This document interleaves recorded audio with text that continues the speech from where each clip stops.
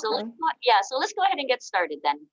So I actually found a code for it in that book that you sent, but like to install RStudio or to install Tidyverse, but then I got stuck because I wasn't sure if I was supposed to open RStudio or R.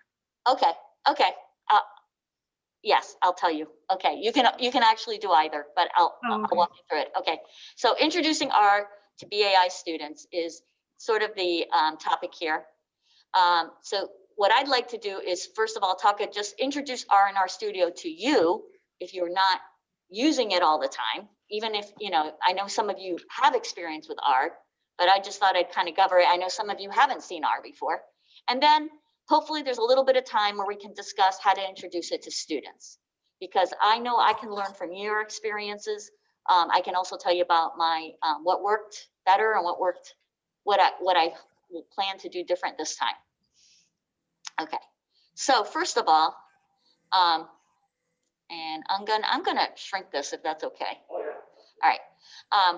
So R is a collection of open source code. It is a very large collection of open source code that is constantly being updated. It's the engine, and it's like the supersonic, future. It's a very, very powerful engine, and RStudio is one of many editors that you can use to write and run R code. So it's like the car that uses the R engine. But RStudio, you can, I think, Brooke, you had told me you did your thesis in LaTeX, and I don't know if you used the Emacs editor. No. But you did, right? No, I didn't. No. I mean, I used LaTeX, but I didn't use the Emacs editor. Oh, okay. Well, anyway, you can code in R using the Emacs editor, but everyone has switched over to RStudio pretty much. It's like RStudio is like the all-terrain vehicle, like that can fly, that has this R engine, but we're going to use it like a golf cart pretty much. So it's just like learning how to turn it on and how to, putt around the golf course and enjoy the view. So I just wanted to kind of make that clear, kind of how these two fit together. All right, so first of all, let's do an introductory tour around RStudio. So we're going to open it up in a second, and I just wanted to explain to you that there's 4 primary panes. We can switch back and forth. So let's go ahead and switch over to R. And hold on, here we go. Okay, so I'm going to close it out. Well, if you open it, let me close it out and see, make sure we're all on the same page. Okay. While Cecilia is restarting the RStudio, let me just make a quick announcement. We got a budget for the hi everyone, by the way. We got a budget for student assistant, but this year budget is kind of quite tight, so we can hire up to 2 students 5 hours a week.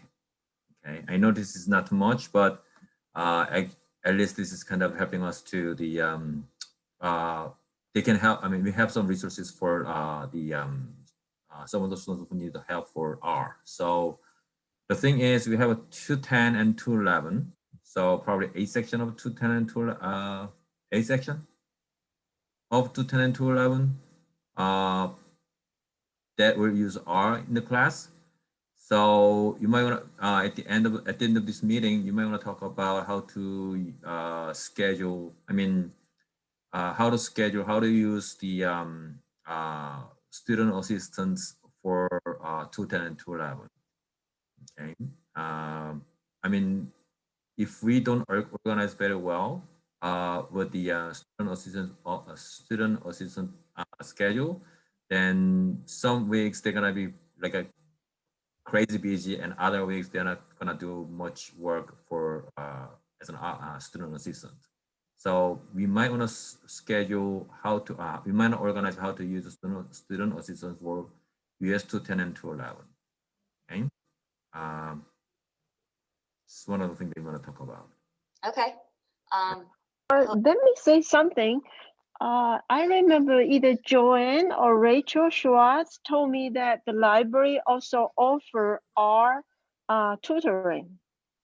That's another source. Yes.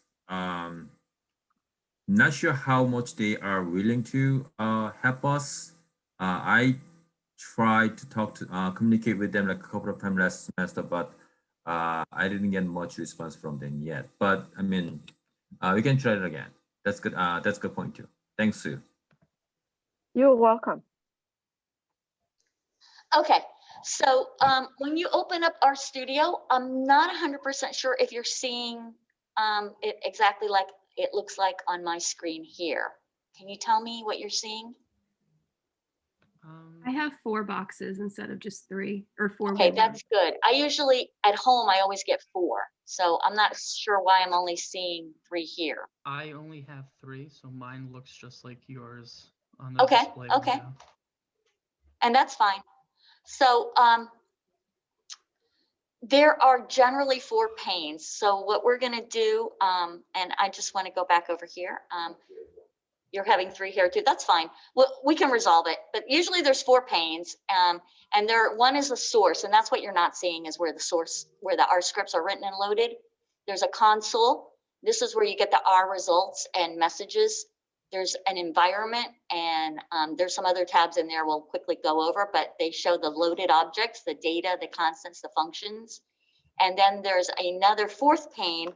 So going back over to it, this 4th pane, which for some of you is just the 3rd pane on the bottom right, is where you see files, or you can see plots, or you have packages, and the help desk and the viewer. And we don't usually, I don't use the viewer. So that, like I said, there is a lot of functionality here that you don't, even I have been using R for over 10 years, and I don't think there's a lot of functionality I haven't ever even needed to use. So it really is very unique to each application.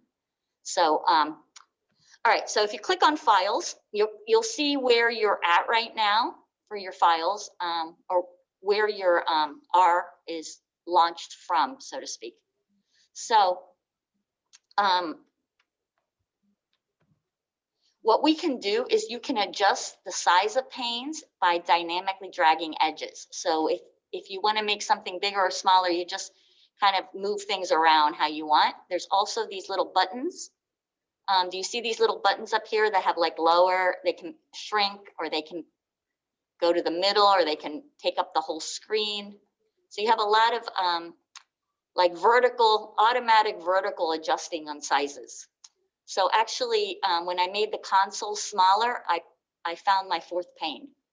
So for those of you who have 3 panes, there's this little button at the top. It says little line that says source, and then you can click on this button, and you should then see the 4th pane. Okay?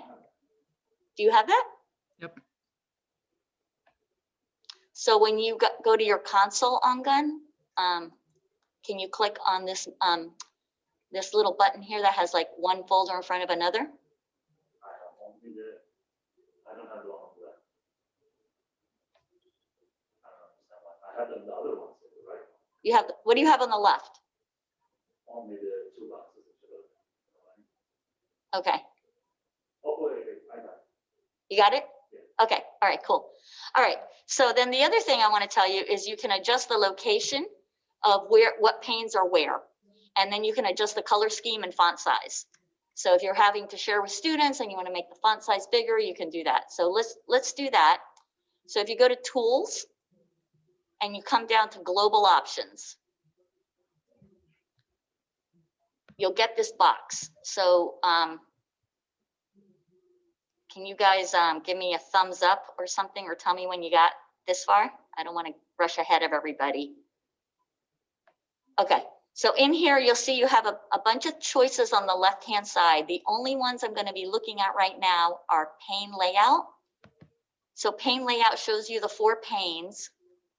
I like to work left to right because that's how I read, and that's kind of the way my brain works. And I like, my code tends to be longer instead of wide. So I always switch this to console. So I have source on the left and console on the right.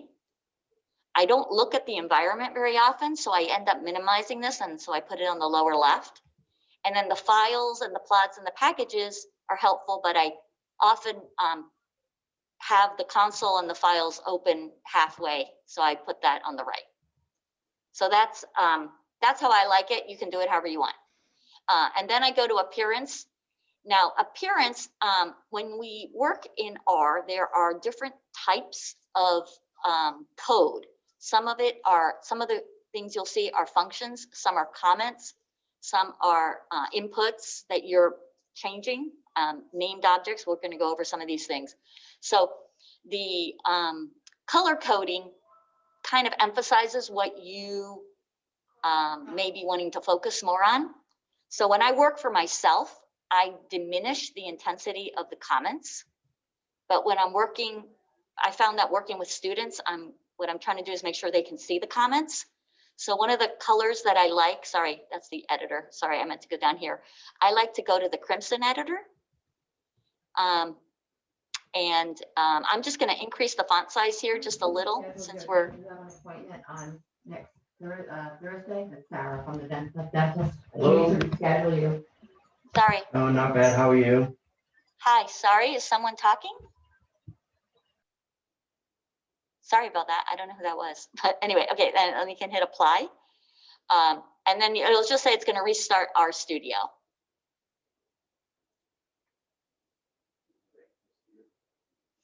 Oh, and for some reason, the color didn't change. That's weird. But you notice that now I have my console on the upper right and my source on the left. My environment. Huh? I did. Maybe I thought I hit apply. Let me go to appearance one more time. Crimson editor. Is yours look different? No, I didn't run it. So I'm just clicking on apply. Oh, okay. I'm going to try Cobalt. I think it was Cobalt. Sorry. Apply. Okay. All right. So this is just the dark with the letters in front. Okay. All right. So let me go back to my little PowerPoint. So now it's kind of looking like what I have in my screenshot. All right, so now I want to talk about an R language introduction before we go much further. And then I'm going to go through these panes a little bit too. So first of all, R is case sensitive. And RStudio tries to help with editing. That's one of its really great benefits is as you're typing, it will try to help you and it will try to identify if you made typos, and it uses color partially to do that. The biggest thing I found with students is that they would type things wrong and then they thought they coded wrong when it was just a spelling error. So that's one of the things. If you're going to introduce this to your students, let them know that RStudio is trying to help them by showing them errors in their typing and trying to fill things in for them. So they really need to learn how to take advantage of that. Okay. Then we're going to be assigning things using this assignment operator. So this is an arrow pointing to the left. And that's your biggest new, very commonly used keystrokes, if you will. And there's a hotkey version of that where you hit Alt with the negative and it makes this arrow for you. This gives them the name, gives a name to an object. So the name is on the left. So for example, X gets assigned 4 is simply giving the object X a value of 4. Okay, and R does most things via functions. And functions, just like in math, can be nested. So in math, you would say Y equals f of X. In R, an object is assigned the value from a function that you would run. Okay, you can run functions without assigning them to anything. They will just run and you'll see the results in your console. Okay, any questions about that? Cecilia, All right, so oh, yeah. Sorry. Go ahead. Are you planning on sending us this PowerPoint? Yeah, I'm actually going to have, I started building a shared drive. I was just going to share a Google Drive that has this and the R code and the list that we've all kind of been trying to put together of things. And I was thinking that that's something that we could expand and add to as we go. Are you recording it? Yes, I'm recording. Oh, good. Then we can share it with the whole college. Yeah, maybe. It may not be worthy of that, but Oh, I'm sure it's good. okay, thank you. All right, so the next thing I want to talk about now is each one of the panes a little. So I want to kind of give you this tour because I think it's going to help you feel a lot more comfortable with working in this language. So the first one is the RStudio console. And it starts, and when you open R, if you look at it, it's going to tell you up here what version of R you are currently running.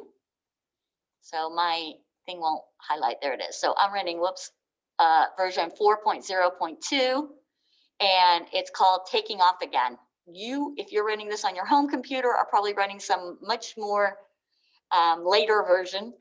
My home computer runs a different version, but one of the things about R is they always try to make everything backwards compatible as much as possible, but not everything.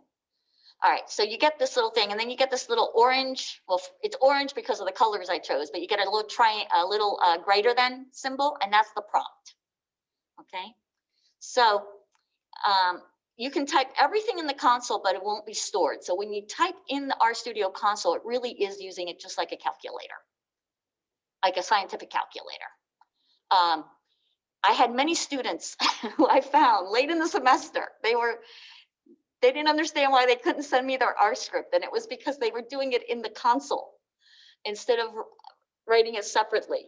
So that's one of my lessons learned, is that even though I thought I had gone over that multiple times, I feel like it's going to be really important to have them actually go through some mini exercise where they print out and show me that they're writing in a script and not in the console. So and then I have a couple things I grayed out about in the console just because they're not as important, but you might want to know about them. You can get a help on functions with just a question mark in front of the function name.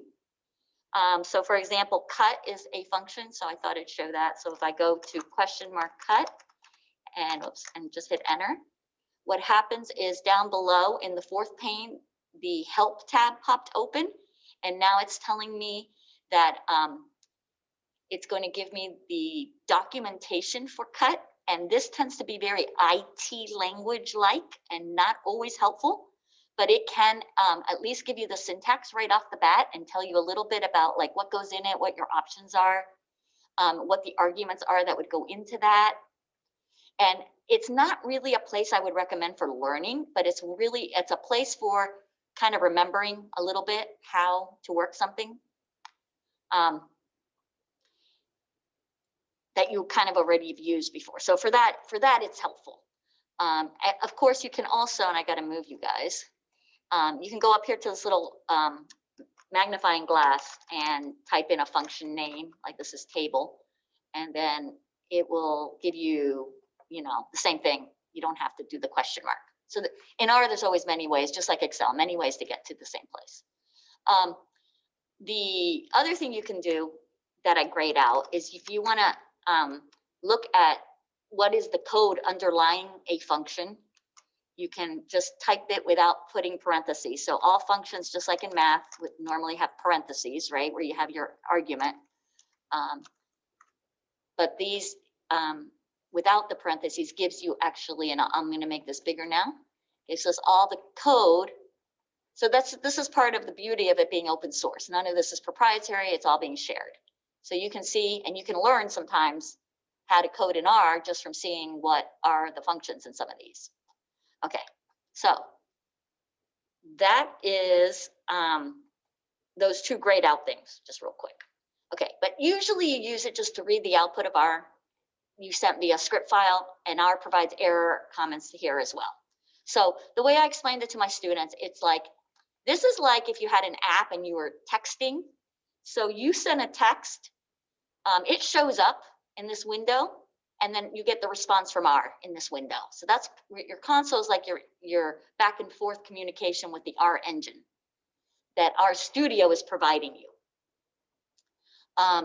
Then over here is this, if you see, do you guys see that it says Untitled 1? This is our script that is by default popped open. So I want to talk about that next. That's the RStudio source pane. So it starts with this untitled R script. So we're going to rename it when we want to save it. This is where you write your R code. And what I want you to know is that you have, that it's not super picky except for spelling and capitalization. You can have all the spaces you want, and you can have carriage returns. So unless something's inside a quoted string, it's going to ignore the space.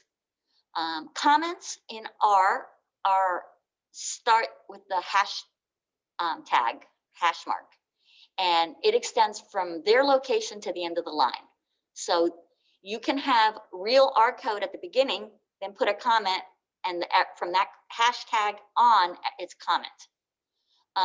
Syntax is color-coded to prevent typos, and RStudio editor tries to help match as much as possible. Question? Maybe it's good to mention that if your comment is 2, 3 lines, you have a hashtag on each one. Oh yeah, you need a hashtag. Angan was just saying if your comments go more than one line, you need a hashtag on each one, and that's true. Every line would need its own hashtag to designate it as a comment. RStudio tries to help you by giving you these little red X marks. Usually, I guess different colors could be different, but for you, most of the color schemes I've worked in, they're red little X marks if you have a syntax error. And then you can run different portions of your code different ways, and we're gonna be going over this, but you can run it just by having your cursor anywhere on any line, and you hit Control Enter, and that runs that line. Or let me go back over here. So let's say I want to say 2 + 5. I can hit Control Enter, and over here in the console, you see that I sent in 2 + 5, and R told me the answer is 7. Okay. I can also, as long as I'm on that line, I can hit this little button right here that says Run. So I can do that as well, and that will run the line. Okay. So Cecilia, when I type 2 + 5, it doesn't do anything. Oh, when you did 2 + 5, did you hit Control and Enter? Let me try again. Oh, is it Command, you think, on a Mac maybe? Oh, yes. On a I'm Mac, sorry. Sorry. Yeah, it might be Command Enter on a Mac. Yep, I'm sorry. No, it's okay. And I'm going to talk about using RStudio Cloud when we get to the part about teaching it to students, because these are the kind of issues that initially you want to try to prevent everyone from having a different set of keystrokes they're trying to learn, right? So the RStudio Cloud kind of homogenizes everything a little bit. All right. And then you can select a portion of script to be run. You can drag the cursor with the mouse and select that portion, and then Control Enter will run just the highlighted or selected portion of script, or you can hit the run button again. You can run all the code in the script by hitting the run to source button, run the source, which is this button right here. So I guess I could get fancy and get a annotate thing up. So I'm talking about this right here, right? So there's also this code drop down, and a lot of these commands are in here, especially in this run region. There's a lot of the hotkeys, like Control-Alt-B is run everything from the beginning to where you are. And a lot of this stuff you aren't going to really need to do because you're not doing a major programming with this, right? So there's a lot here that it's really easy to kind of get sucked into it. I don't want to go down these deep paths, you know, but you can, there's many easier, usually if you're doing something and it seems tedious or hard, that means there must be an easier way. That's kind of one of the mantras of R. All right, so let's go back to the, okay. All right, so let's start with the very beginning. So uploading data to RStudio. If you're uploading a CSV file, you can use a basic R function called read.csv. And the way that function works is you put inside the argument to the function a path to the data and then the file name.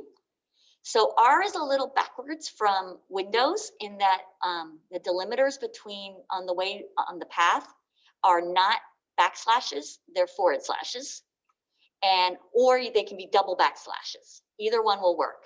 And I'm pretty sure, Brooke, this works on a Mac, but I'm not 100% sure. I thought we would try and do this.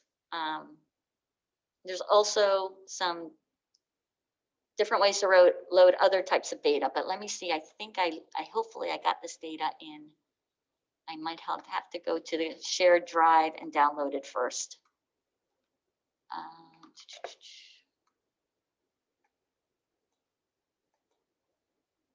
Oops, that's not it.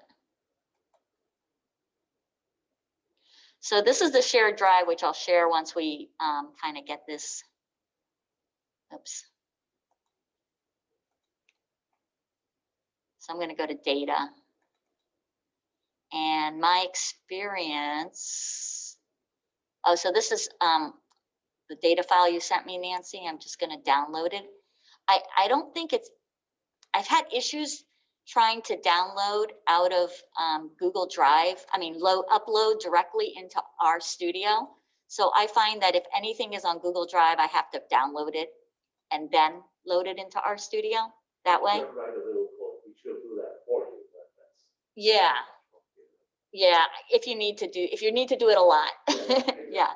So, okay, so here, let's say we just want to call this data 1.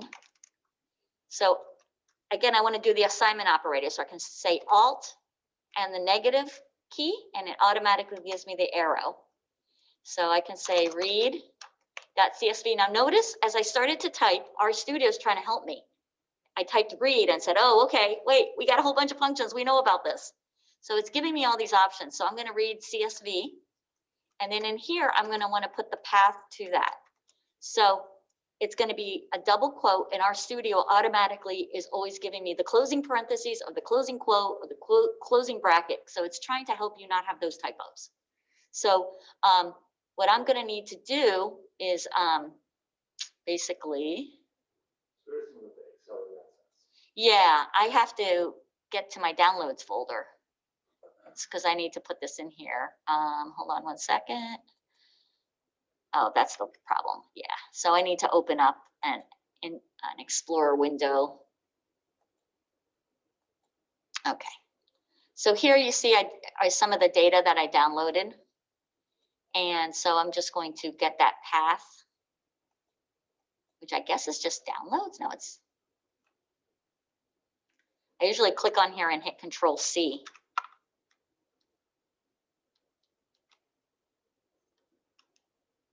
Nope, that didn't work. Why is that path not coming up, guys? Yeah. Oh, wait. I think I could say copy address. Copy address is text. All right. That's a little different than my home computer. I don't know if this is going to work. I don't think it's going to.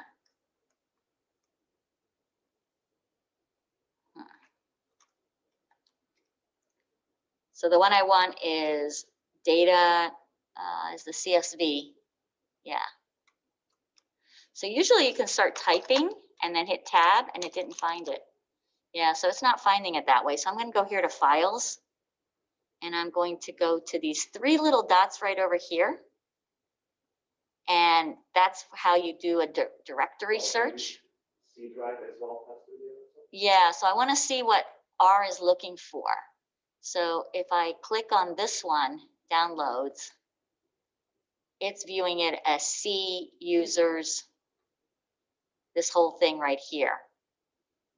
So usually I can get that out of Internet Explorer directly on my home computer. I don't know why it's not letting me. Has anyone had this experience? So sorry, I haven't ever done this in this room on this computer. But anyway, okay, well, let's just go back. Cecilia? Yeah. If you open up the Window Explorer, yeah, and go to C drive, C, all the way down. Yes, Uh-huh. local driver C, and click users. Okay. Okay, and go to Bell, B-A-L-L. okay, yep, that's the name of user of the computer. Okay. So And then, download it. Okay, if you click, yep, there we right go. there, it'll Now give I you a got path. it. Now I hit control copy and I can come in here and now I can get this in here easily. Okay, great. I thought I copied it. Ah, sorry. I'll do this again.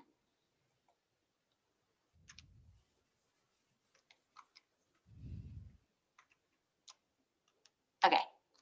All right. So now what we're going to do is we're going to either change these to forward slashes or add a second backslash. All right. And then I just started typing data and tab and it gave me the rest of this and I can go to the right and I can see the whole thing. Okay, so I can do that. Now notice that as when I hit control enter on that line and you can,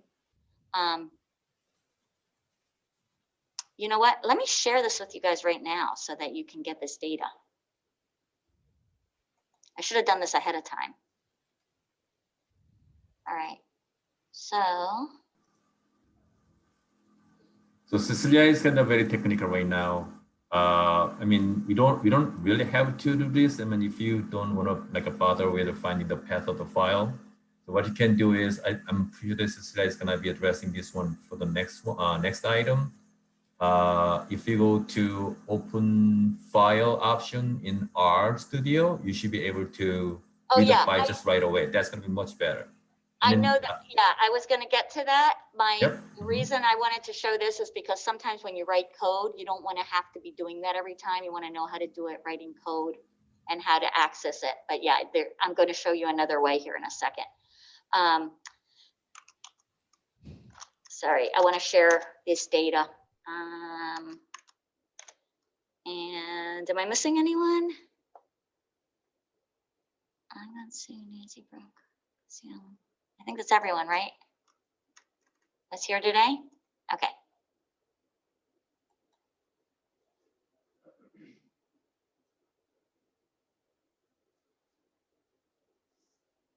All right, it doesn't look like it wants to let me do that because, all right. I don't know why it won't let me send it. Oh, well. Did you guys get it?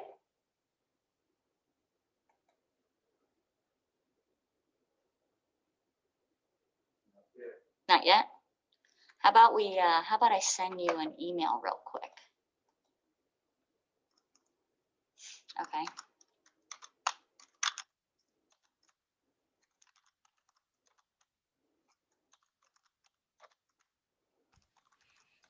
You don't need to keep Wes on the list. I'm not working along.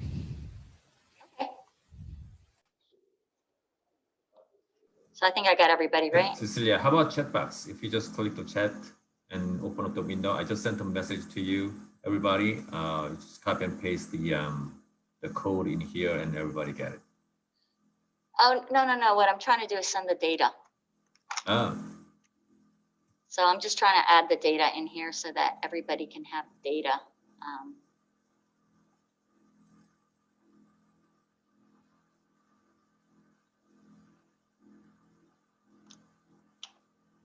And then I'll share the drive later, but this is just to get the data so you can have it. Okay. All right, so once you get that, I'll be sharing this code later so you can see if, make sure you can get the data loaded yourself later.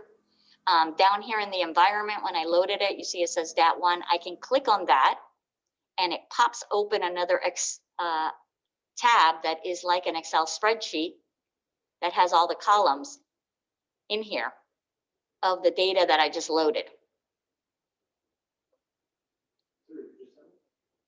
I hit send, yeah. So another way to open data besides that, like if you want to open an Excel file, is you can go over here to File and come down to Import Data Set, and you'll notice that there's many choices. So if we want to import from Excel, we can click from Excel. And you have this GUI interface. And here is a browse button. So if we click browse over here, then we can go to downloads, find the game players. If you have this game players file, if you've received it, and you can open that.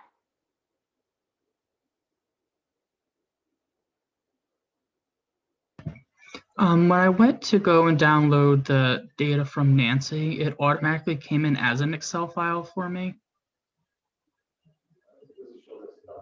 Oh, because it's a .csv. Yeah. It should be fine. It's still a .csv. Okay. Yeah, that just by default opens in Excel. It doesn't change the file. It just that if you double click on a CSV file, Excel is the default viewer for that.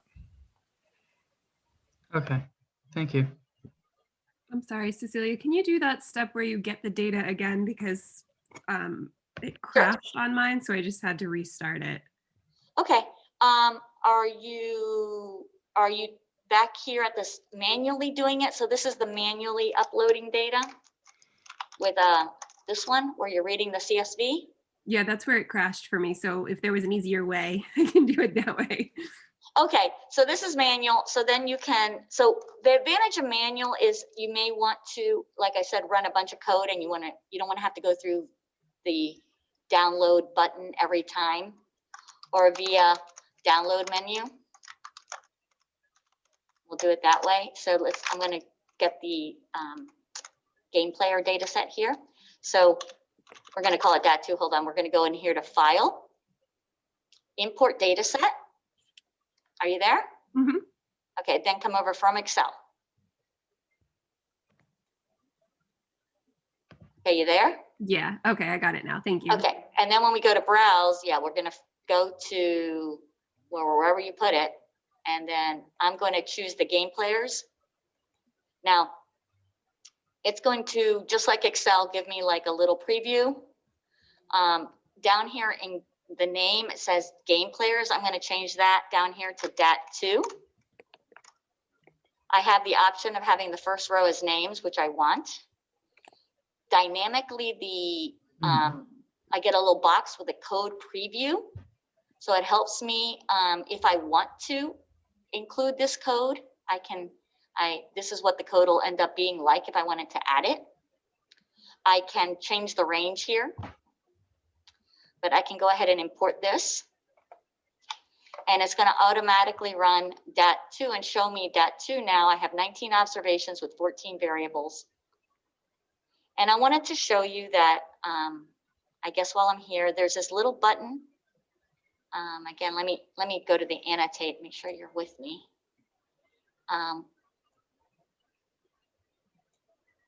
Do you see this little, these little options up here?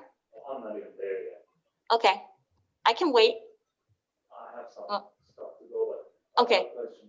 The file name doesn't come up. Oh, here we are. Okay. So I'm going to say that his file name, when he hits tab, is not coming up automatically.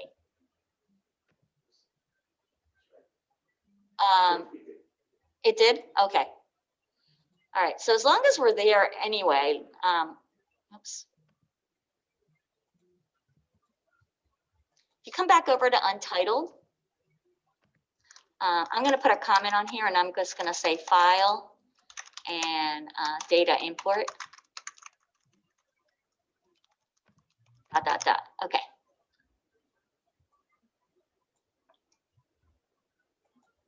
Oh, import data set. I put it wrong.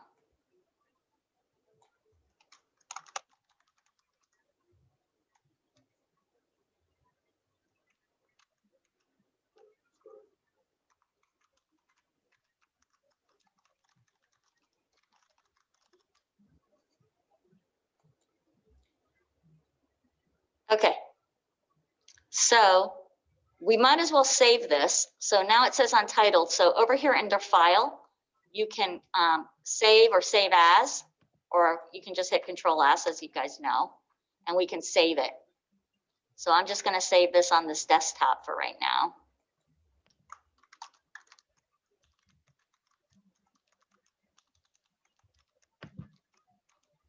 And you want to save it with a capital R on the end. So capital R. If you save it with that ending, what happens is RStudio will automatically open. Like you can double click on the file from your directory and it'll open RStudio from that directory. So that's how you want to save that. Okay. Okay. So we've covered how to load manually with a CSV or using the import data kind of download drop-down menus. You can also load SPSS data, Nancy, from there, which is new. So they're constantly updating this stuff, so, which is one reason as you start to use RStudio, it's a good idea to occasionally get the next version because it'll have some enhancements. Okay. So once we get this data, we're traditionally the data sets were called data frames in R. Now with this tidyverse, they are sort of upgraded to something called tibbles.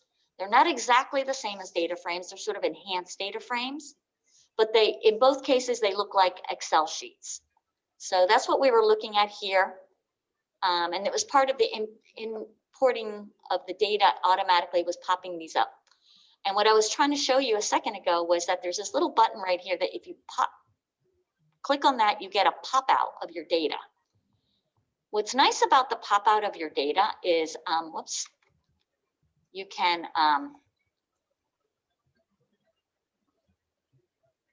you can kind of go back and forth and see what's going on in your data with I use the Alt tab to go between active windows. So it allows me to not have to move my cursor up and have to click on which tab up here I'm actually want to be in. Okay.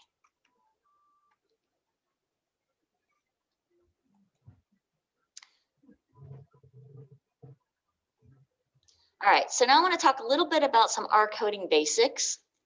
The data in the data frames is referenced by rows and columns.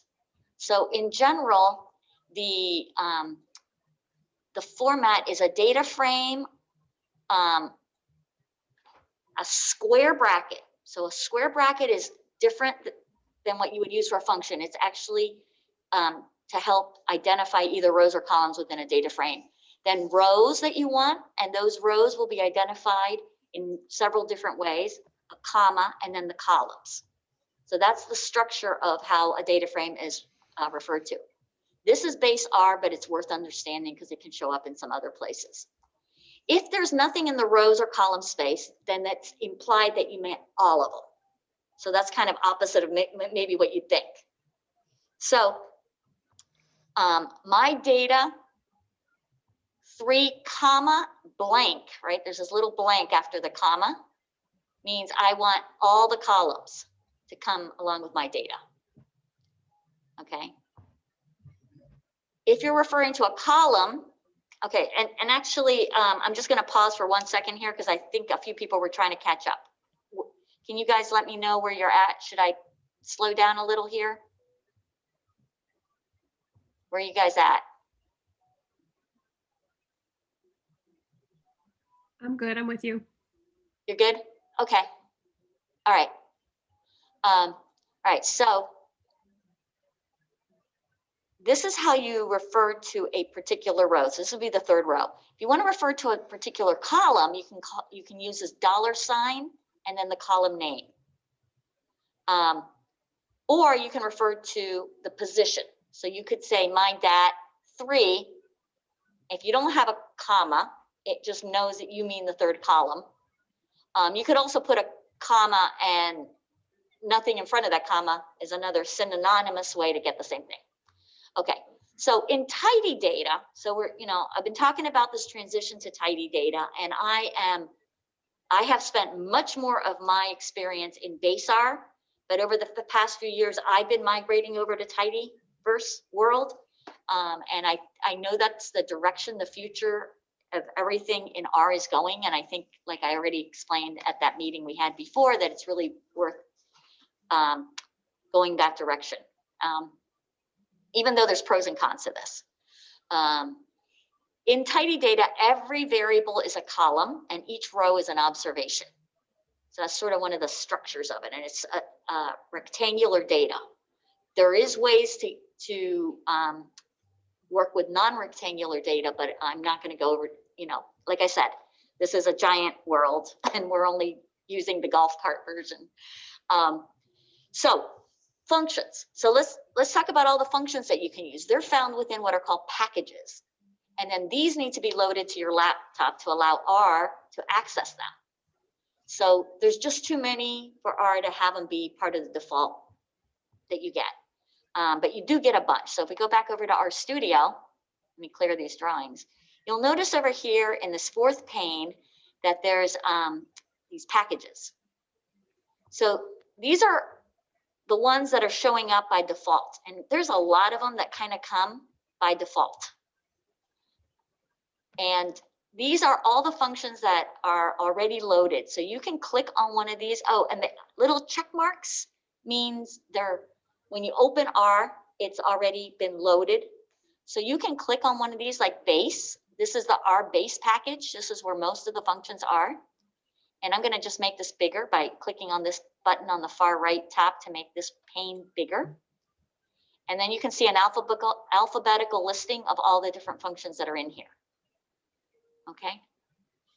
And this is you could spend a lot of time looking through all of these. And it's just kind of like many things in our world right now. You just overloaded with information. There's just so much. But I'm just going to open, I don't know.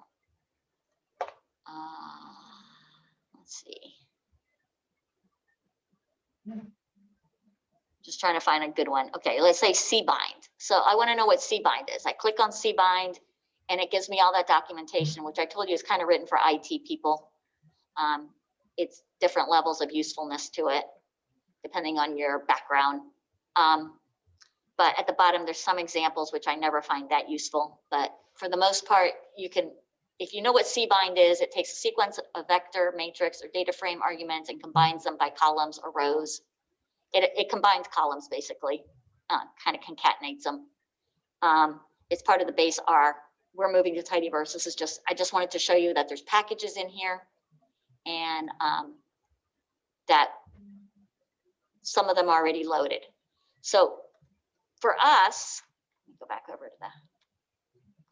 Since we're going to be working with this tidyverse world, we want to install a large number of packages, and they actually have been put under this umbrella named tidyverse. So we need to install the package tidyverse. I'm really hoping that this is going to work for you guys, and that if you, when I did it at home for the first time, I had to install R tools, and I got a message about that. That's what my email right before this workshop was about. But what you want to do is go to this little button that says install. So please let me know if you see that, if you're good with hitting install and getting this little GUI for install packages.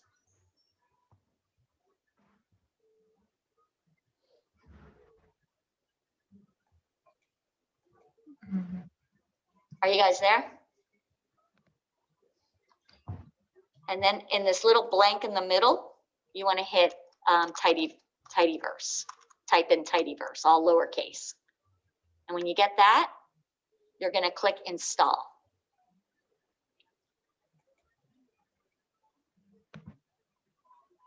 And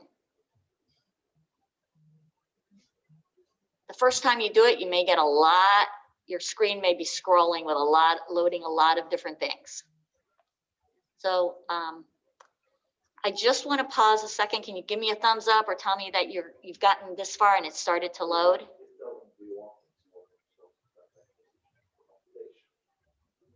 Say that again. Ungun's getting a message. Yes. Yeah.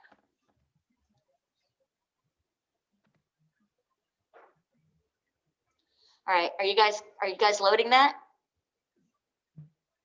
I'm not sure how you did it because I was looking at my screen and not the presentation when you did some of it. Okay, that's fine. So where are you? Did you go to, are you looking at pane 4? Do you see packages in the bottom Yep. right? And did you go to install? The little button that says install? Oh, that install. Oh, okay. It's on the 4th pane, yeah. Let me put a box around that. It's right here. And then it's just tidyverse. Tidyverse, yeah. Nancy, are you good there? I'm sorry, you're muting. You're muted. My recommendation is Cecilia is an expert, so she can handle all the codes in the console. What I would recommend is all the commands that Cecilia is typing in the console, rather than just typing in there and execute it from there. Just type in the script file section. I mean, on the left upper corner window, and you can use the run button anytime you want. So all the comments, if you store there, then you can repeatedly use whatever you want, whenever you want. Are you saying just to keep a record of it, we can go to install Yeah, packages? exactly.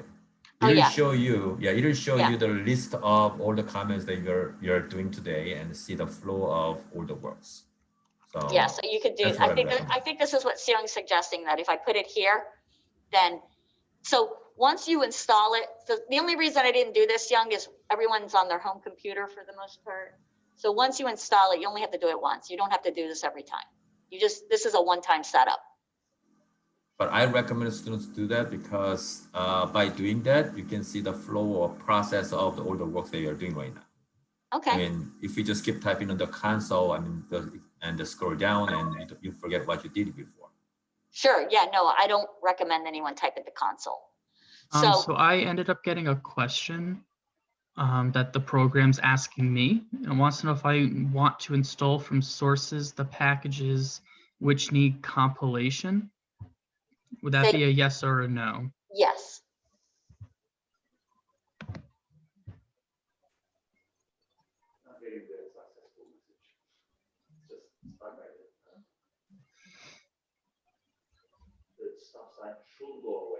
Yeah, so eventually so what you may be seeing as you're loading this package is a little stop sign, and I don't have it, but it shows up like right here. So the stop sign will go away once that finished running. Can you tell me when you get to the point where you have a stop sign running? Ungun's got the stop sign. I have a stop sign right now. Okay, good. Yeah, then it's loading. Brooke, how are you? And Sue and Nancy, how are you guys on this right now? Are you? Stop sign. Okay, good. Mine doesn't have a stop sign anymore. It just has a new arrow. Oh, perfect. Okay, so yours finished loading. Okay. And Sue? Sue might have already had it loaded, I think. It's my guess. Okay. So let me go back over to the, okay. All right, so after a package is installed, you have to open those functions for the current R session. So this is the part you do have to do every time you open up your R session or your RStudio, is you have to open up that package and load those functions for your current session. So the command for that is library tidyverse, or whatever package you want installed that isn't by default already installed, loaded. Sorry, two different words. Install means it comes from the internet and goes onto your laptop. Load means your RStudio session opened it up and has now made those functions available. Okay, so to do that, we're going to say library tidyverse. So this, you can go ahead and put this in your R script and hit Control Enter, even if you have a stop sign. It will add it when you're done.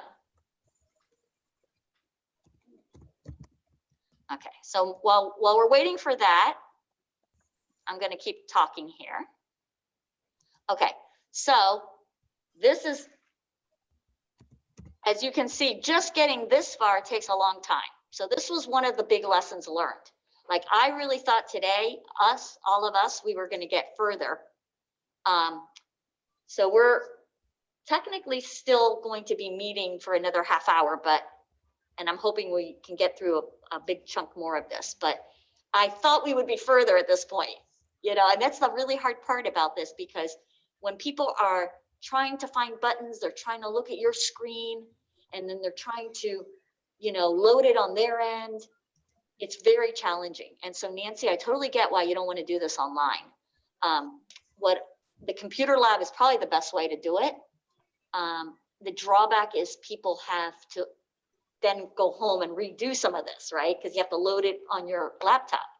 So it's a little challenging from that point of view, but once you have it set up and going, then everything's all set up and then you can just proceed. So while we're waiting for that, I'm just going to tell you that within the tidyverse world of coding, there's a subset of a subset called dplyr. And that has some basic functions, these 5 basic functions that act, and sorry, there's sort of a 6th one that group by, and they act like the verbs for a lot of what you need to do. And in the book that Sue sent out, I highly recommend that book. I would bookmark it, and it's a really great book because it really, I think for what we're doing is really, it goes more often to data science, but at least the first few chapters I think can be very helpful to also reinforce and fill in more information than what I'm going to cover. So these functions that I'm going to go over are filter, and filter is how we're going to subset. Arrange is sorting. Pick variables by their name. Select is how we identify certain columns. Create new variables with mutate, and then get summaries with the function summarize. And then obviously we often want to do things by groups. So there's a group by function as well. Okay. And so we're going to get into that. And I'm going to load,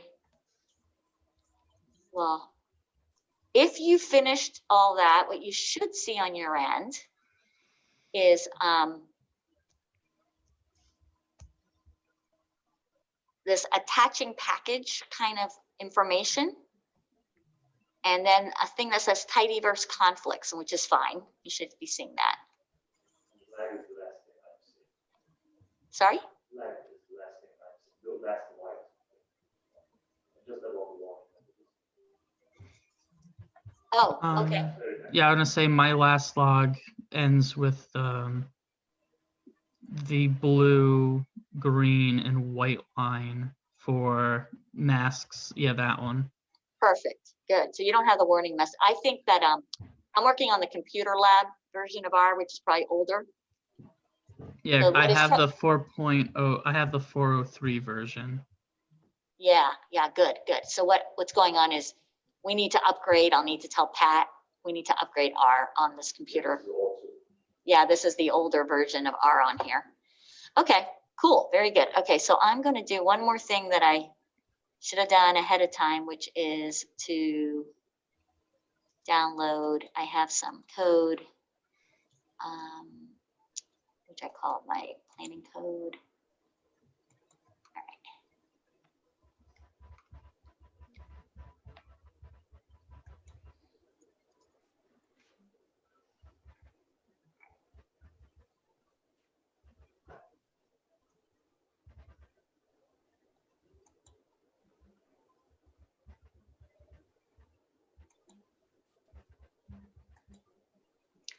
Okay, so notice you can have multiple tabs up here in your source pane.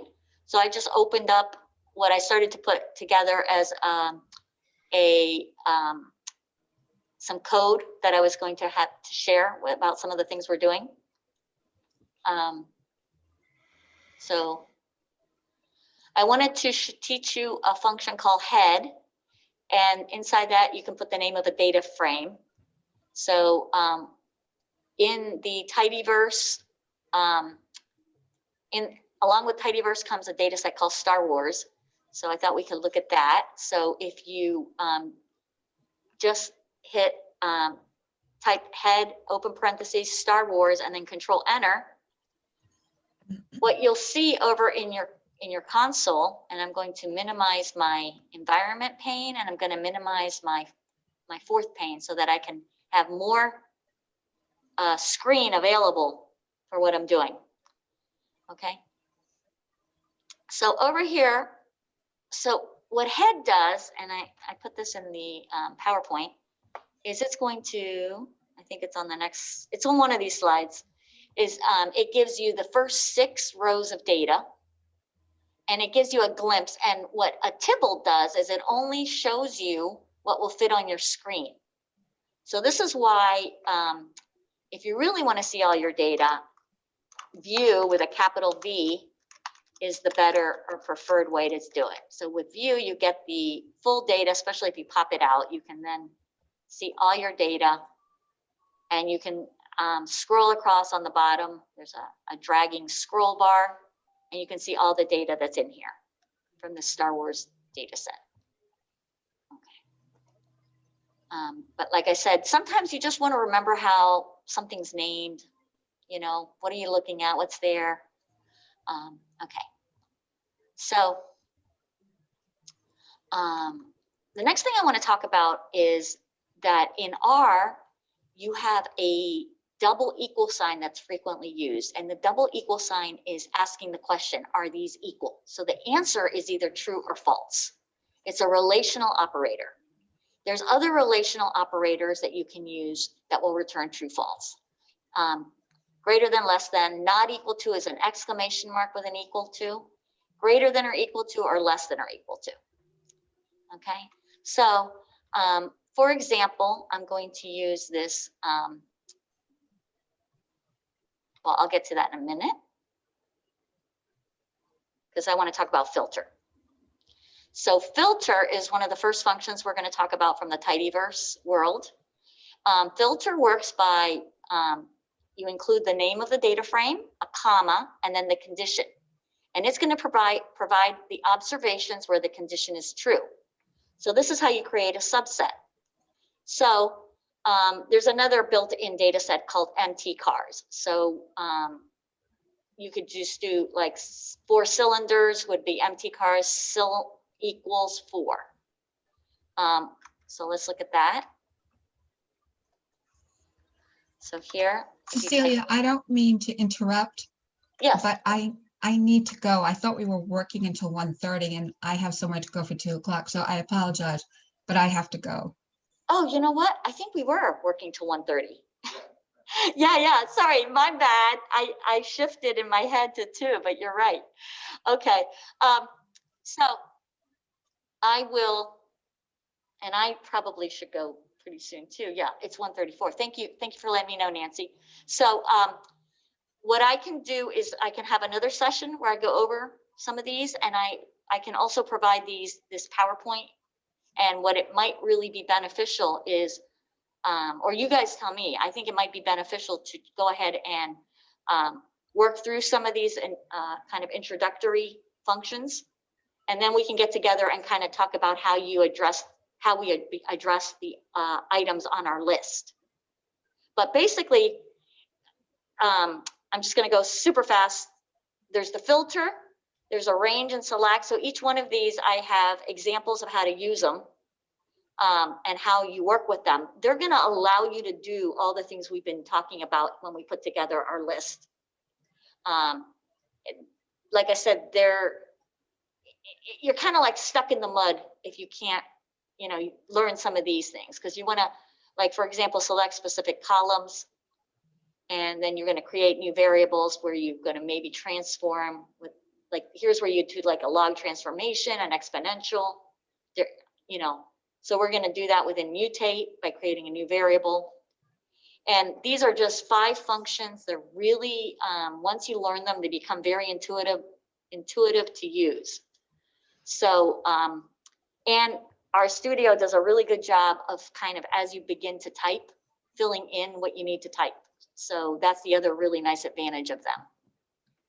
Okay, so then I wanted to show you how to plot really quick with ggplot. And then there's sort of the statistics functions that I think you might want to know about, and probability distributions, probabilities and quantiles. And then I still needed to add in linear regression functions, which is really just one, which some variations on. Okay, so sorry I went over, and I was thinking it was 1:30, and then I thought, no, it's 2, but it is 1:30. So how do you guys, what do you guys think? Like, how do you want to, what would make this beneficial to you to keep learning at this point with this? And I guess Angan and Sue, is it go over the PowerPoint and the R code that I have and meet again? Meet again. Angan is saying yes, he'd like to meet again. Sue, I don't know if you're able to. Any language is as far as science, What's the question? I'm sorry. I was muted. Sorry, Sue. Oh, I was just asking, would you like to meet again to keep going, and I can Yes. share all this? Yes. And then Yes, what I'm let's thinking, do it again if we can.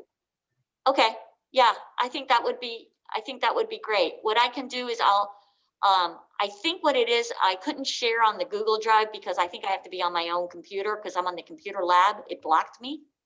But I can share Okay. that drive, and then you can see the code that I called it the planning code. But you can see exactly how I did specific things in here. And then we can get together and talk about them. And basically Sounds good. I go through each one of those 5 functions and show you how to use them in the tidyverse world. And then I start showing you how to pipe things.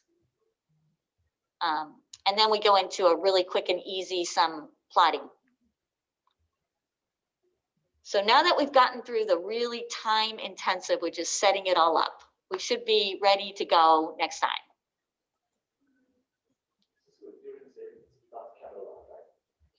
Capital R for saving your R script, yeah. All right, so that, I'm really kind of want your feedback because, you know, when I was teaching this with my students, what we did is we had RStudio Cloud for one thing. And the reason for that is it kind of, it's limited in how long students can use it per month. So I really think, I was nervous about the students running out of time. So I wasn't sure about them using it much more than just to get started.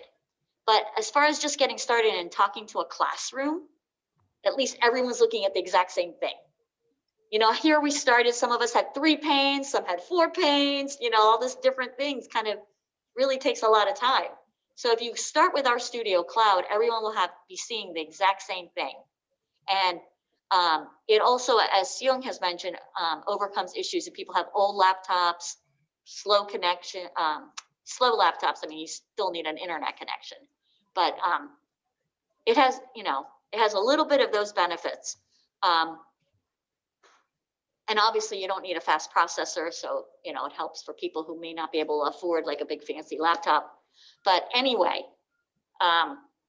eventually, if they're going to start doing projects that may require a little more time, you might, I'm a little nervous, like I'm not sure what the situation is if they go past their allotted time, if they get locked out. I had no students in that situation, so I don't know what actually happens. But if they get locked out, what I was concerned is they weren't going to be able to turn in their work. So, you know, it's just kind of like, oh, I'm not sure. But RStudio Cloud is a good option. The tricky part, the only tricky part about it is to save your R scripts out of that, you have to export them out. Now, I was going to show you how to do that, but I'll include that in the PowerPoint slides. I'll have a little section on exporting out from RStudio Cloud. Otherwise, it looks the same. It's very much identical. Okay, guys. Well, thanks for your feedback. And yeah, and I really do. You know, if you want to give me more feedback on like what works and what doesn't work, I think trying to kick off a new software language when people are not in a computer lab is challenging. So at least I think it's a little challenging. So I'd love it as much like feedback as possible.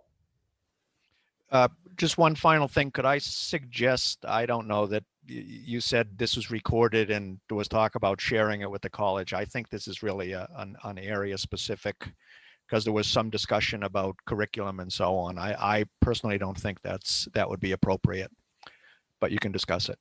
Oh, I think the suggestion was just when the workshop started. I'm sorry? I think the suggestion was just for the R workshop. Okay, yes, possibly, but I think discussions beforehand aren't appropriate to be shared, because people speaking weren't necessarily aware that it was being recorded, nor that it might be shared. Yeah, absolutely. Yeah, absolutely. I Okay, agree. thank you. Thank you, Cecilia. Thank you. I agree. Thank you. Okay. Sure. Yeah, no, I could edit that all out.